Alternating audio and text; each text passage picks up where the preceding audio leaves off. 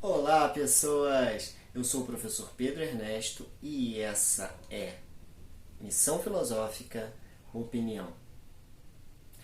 Nesse vídeo de hoje, a gente vai falar sobre um assunto que é muito relevante com relação até, quem sabe, à sobrevivência da humanidade. É muito sério. A gente está vivendo uma época em que as pessoas estão surfando num tipo de epidemia de pensamento raso. Para não dizer o pior, um emburrecimento generalizado da população.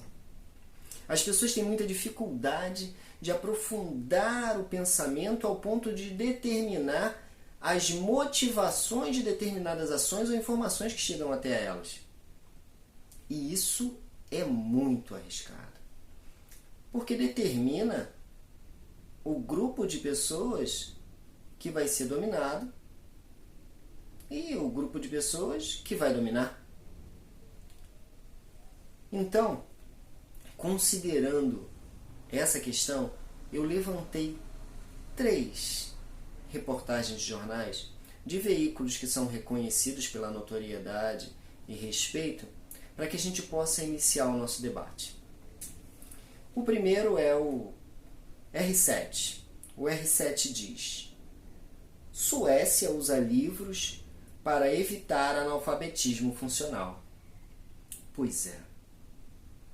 Suécia, que é reconhecida pelo uso da tecnologia nas escolas, até então modelo para o mundo, conseguiu perceber que os alunos estão saindo das escolas sem saber ler e escrever, entendendo porque usam ostensivamente tecnologia para o aprendizado. E aí decidiu tomar como modelo algo que é inovador: usar livro para que as crianças leiam, interpretem e saiam da escola lendo, escrevendo e entendendo. Fantástico, não é? G1. 40 estados dos Estados Unidos processam rede social por prejudicar a saúde das crianças. Pois é, essa é uma outra discussão bem complicada.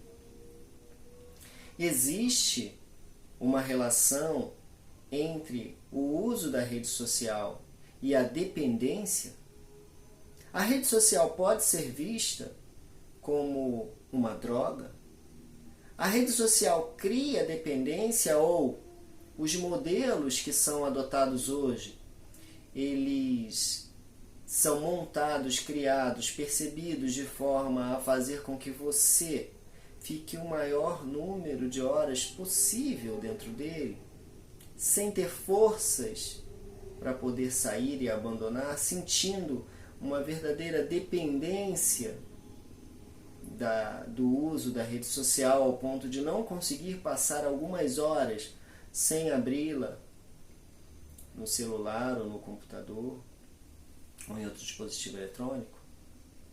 A sua saúde psicológica é prejudicada pelas redes sociais. Essa é a discussão que o jornal está fazendo, né? E essa é a conclusão que 40 estados norte-americanos chegaram.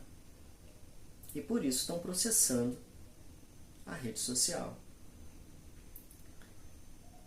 BBC. Países europeus estão banindo celulares da sala de aula.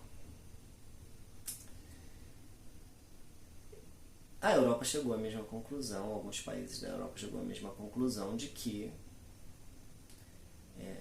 o uso de celular na sala de aula prejudica o ensino-aprendizagem e as crianças estão dependentes do uso intensivo do aparelho. Então, para que eles possam gerar vínculos, amizades, trabalhar em grupo, ter empatia, eles têm que se afastar do celular, pelo menos na sala de aula. Conseguem entender, então, o que está acontecendo nos países que são os países ditos mais desenvolvidos do mundo. Vamos aprofundar um pouco o pensamento, então. E no Brasil? No Brasil ainda a gente vive uma época anterior. Um tempo anterior a esses países desenvolvidos. Tudo chega aqui com um certo delay, né? Então a gente ainda vive o discurso do que a nossa salvação está no mundo digital. As escolas têm que usar intensivamente os aparelhos em sala de aula. Nós temos que aprender a estudar à distância. Nós temos que aprender a utilizar as novas tecnologias de informação e comunicação em sala de aula intensivamente para que o aluno possa aprender, já que ele não consegue aprender de outro jeito a não ser com o uso da tecnologia. E aí, se a gente parar e refletir sobre esse assunto de maneira crítica e procurar decompor os elementos dessa ideologia, nós vamos perceber que, como em toda ideologia, existe uma motivação para isso. E que motivação será que existe neste discurso? Eu vou dar uma dica para vocês. Para aprender usando tecnologia, nós precisamos adquirir tecnologia, que no Brasil não é dada, não é emprestada, não é disponibilizada. Nós precisamos ter celulares, nós precisamos ter computadores, telas. Nós precisamos comprar. E quando a gente compra, alguém ganha dinheiro.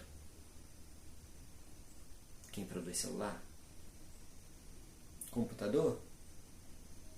Telas. Eu não estou falando aqui que a gente não vai usar. Não, isso é besteira. A gente passou dessa época, o limiar já foi ultrapassado. Nós vamos usar sempre intensivamente os aparelhos. Agora a questão é, para aprender, a nossa criancinha, que ainda não moldou o seu caráter, que ainda não se constituiu enquanto indivíduo consolidado, pensante, que domina as ferramentas mais intrínsecas à formação do pensamento racional, lógico e consolidado, usar a tecnologia no processo de ensino-aprendizagem será a melhor forma?